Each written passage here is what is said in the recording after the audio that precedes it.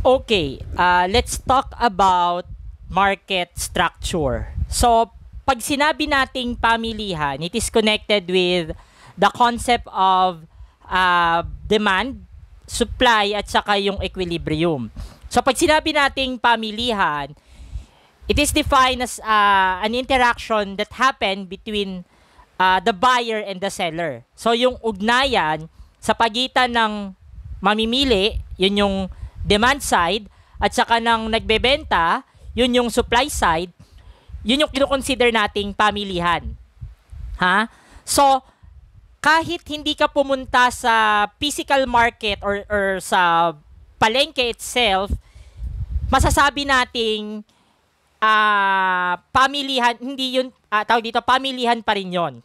As long as mayroong nagaganap na interaksyon sa pagitan ng buyer at saka ng seller, kahit wala ka sa palengke, kahit wala ka sa grocery, sa department store, it is still considered as pamilihan as long as may interaction sa pagitan ng demand at saka ng supply, ng buyer at saka ng seller. Di ba? Para example, nagbabrowse ka sa internet for an online shopping, Lazada or Shopee or sa FB, kapag nakipag-interact ka na dun sa seller, nagkakasundo na kayo, magkano yung produkto,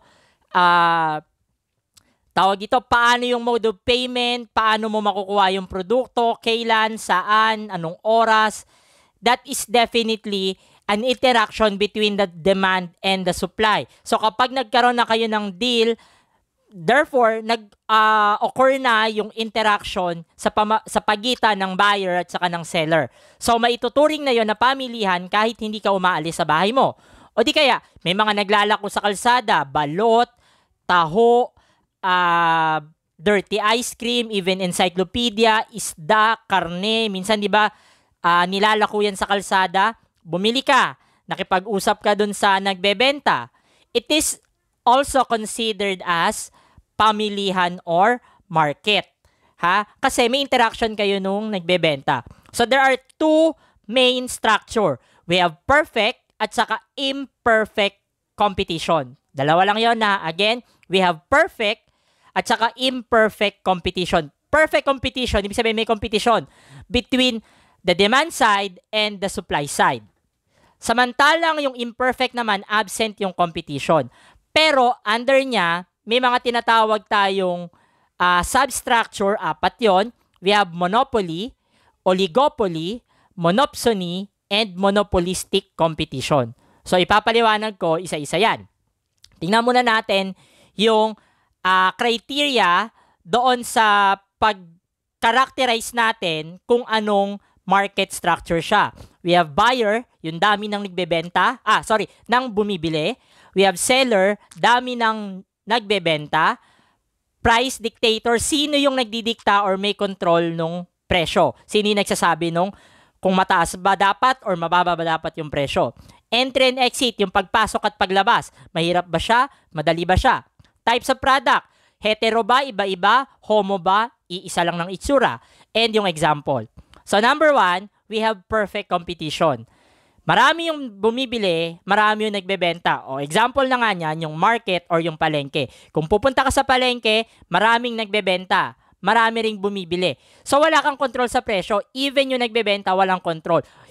Control in such a sense na parang absolute yung kanyang tawag dito, control. Ibig sabihin, all throughout nung pamilihan, habang nag-exist yung pamilihan or yung market, yung buyer lang or yung seller lang yung may control. Dito kasi, sa perfect competition, pwedeng ngayon, si buyer ang nasusunod dahil masasabi nating, let's say, konti lang yung nagbebenta pero ang dami nagde-demand ng produkto. Diba? Law of demand and supply. Pag mataas ang demand, mababa ang supply. Again, mataas ang demand, mababa ang supply, mataas ang presyo. Kabaliktaran naman, mababa ang demand, mataas ang supply, mababa ang presyo. So, ganun din sa pamilihan. Pag mas marami ang nagbebenta kaysa sa bumibili, tawag dito, ang mangyayari, mababa ang presyo. So, kasi may pagpipilian yung buyer kung saan niya gustong pumunta. O, mahal yung tilapia mo, dito ako sa kabila. Or, mahal ang galunggong, pwede ako magtilapia. Ganon.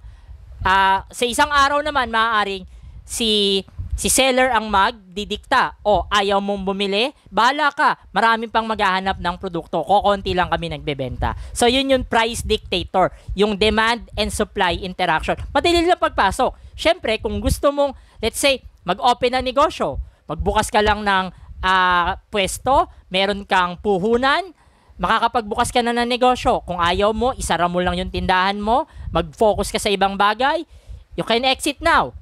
Yung products, heterogeneous, iba-iba. Sa palengke, iba-iba ang produkto. May karne, may gulay, isda, prutas, iba-iba. Iba-iba yung produktong mahanap at makikita. Maliwanag? So that is perfect competition. Now, we have imperfect competition. Again, 4 yung substructure. Ang una na dyan ay monopoly. So, malamang pamilyar na kayo dito kasi naririnig nyo na siya sa balita. Pag sinabi nating monopoly, isa lang yung nagbebenta. Pero marami yung bumibili ng produkto. So, nakinino ang pagdidikta ng presyo? Na kay seller. Diba? Good example niyan, Meralco or di kaya Maynilad or Manila Waters. Diba? Tawag dito, monopoly ang Maynilad at Manila Waters. Hindi natin siya mako-consider na duopoly, although dalawa silang nag-exist. Kasi, meron silang certain area within NCR, parang western side yata ang Maynilad, eastern side naman ang Manila Waters. So, yung mga bandang Manila, Caloocan, Makati, Pasay, Pasay area, mga bandang west, Maynilad yan. Sa east, yung mga Marikina, Pasig area, yan naman yung Manila Waters. So, monopoly yon, ha? Hindi siya oligopoly or hindi siya duopoly, ha? Tawag dito, mahirap yung pagpasok at paglabas kasi nga, iisa lang yung nagbebenta. For example, Meralco, siya nagdidikta ng presyo eh.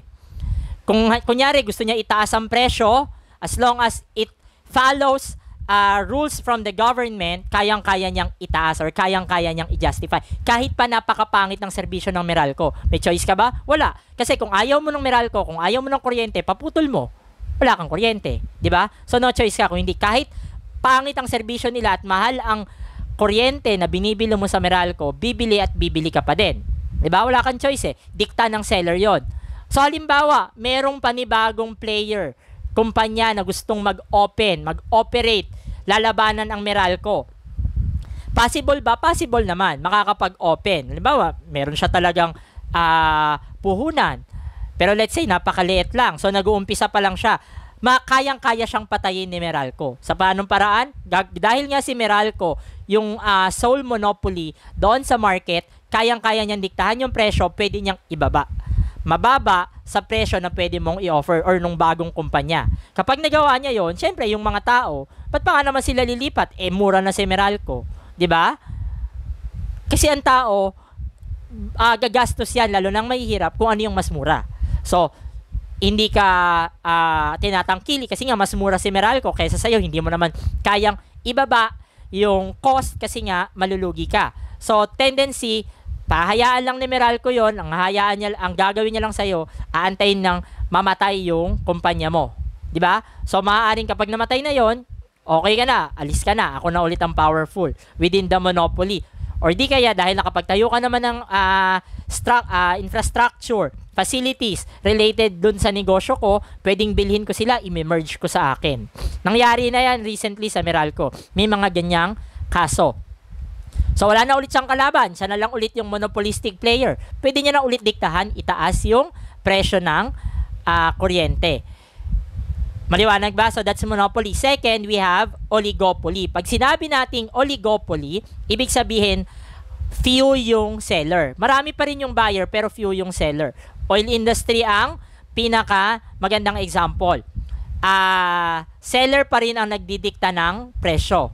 So, paano yan? Halimbawa, Caltex, Petron, Shell. So, halimbawa, 3 lang sila. I-disregard natin yung ibang kumpanya. Halimbawa lang, 3 lang sila sa industry. So, kung titingnan natin, pag nagtaas or nagbaba ng presyo, ang tong mga kumpanya na to, sabay-sabay sila at saka napakaliliit lang ng differences. Kasi nga, nag-uusap sila.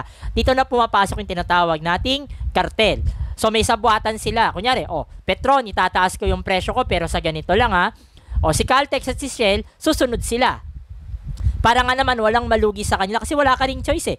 Kaya pumunta ka dun sa isa dun sa tatlo, kay Caltex, kay Petron, kay Shell, wala ka magagawa. Pare-pareho sila halos ng presyo. 'Di ba? Parang iisipin mo na lang, lilipat pa ba ako kay Petron na pagkalayo-layong mura, mapakaliit lang naman ng diferensya ng presyo, mapapagod pa ako, dito na lang ako kay Caltex, ito yung malapit sa akin. So that's oligopoly. Napakahirap din ng pagpasok, parang sa monopoly lang.